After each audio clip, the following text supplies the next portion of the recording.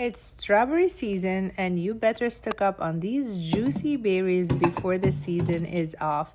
My local Sam's Club is having a good deal on strawberries and raspberries, so I decided to stock up as much as possible since my kids absolutely adore these strawberries.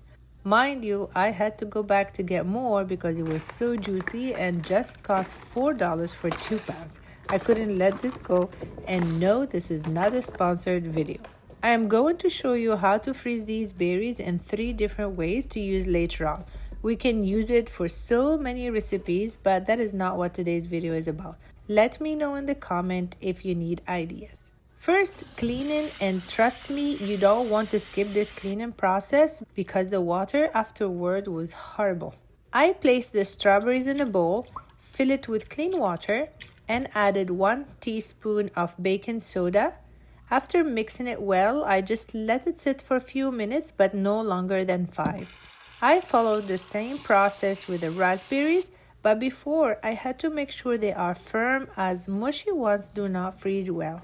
I remembered I had this cute salad spinner sent to me as a PR box that I never opened, and I think it is the right time to use it. And it did a very good job, so I will link it in the description box. 5 minutes later, I removed the strawberries from the water, picking them by hand and rinsing them. But look at this, yikes! This wasn't what I expected, but I'm glad all the dirt is gone. I rinsed them one more time just to be safe. So this is why you want to either pick them by hand after allowing them to sit in the water and rinse them, or use the salad spinner, pulling out the plastic part with the holes to keep the dirt at the bottom. The next step is to dry the berries, and remember, water turns into ice in the freezer, so drying them at this point is essential. To help me with this step, I'm using the same salad spinner. You can also lay them into a clean kitchen towel for a couple minutes to air dry. Now it's time to flash freeze the berries, and to do this I'll be using a non-stick baking sheet. First, ensure it fits in your freezer, and if your freezer isn't wide enough, just freeze the berries in batches.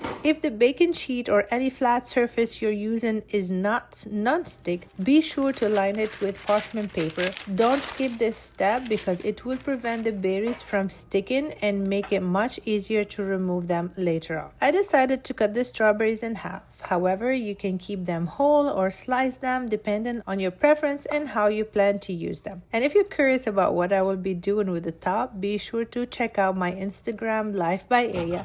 I'll be sharing a quick and easy method to use them, along with other recipes that I'll whip up fast on a daily basis. I dried the raspberry while keeping them whole, then arranged them on a non-stick baking sheet and froze all the berries for 3 hours. You can freeze them for up to 5 hours, and I don't mind if they touch because they will break apart easily afterwards. And this is the result after 3 hours. To remove them from the baking sheet, use a bench scraper or a sturdy spatula.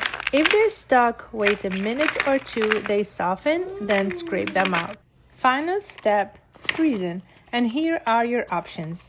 Let's begin with my top recommendation, which is vacuum sealing. I would like to take a moment here to highlight a product. If you own a vacuum sealer or maybe planning on buying one, I encourage you to try these bags from Out of Air.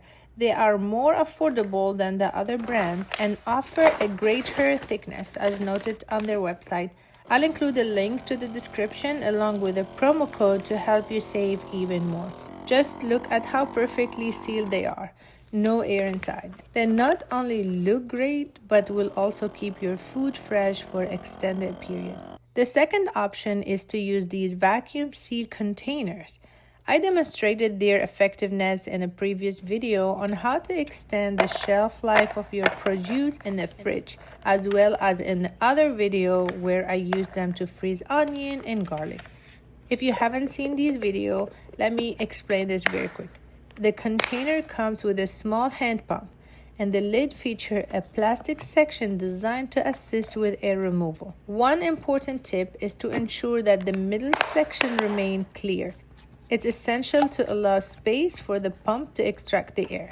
Other than that, they function perfectly, and let me show you how it works.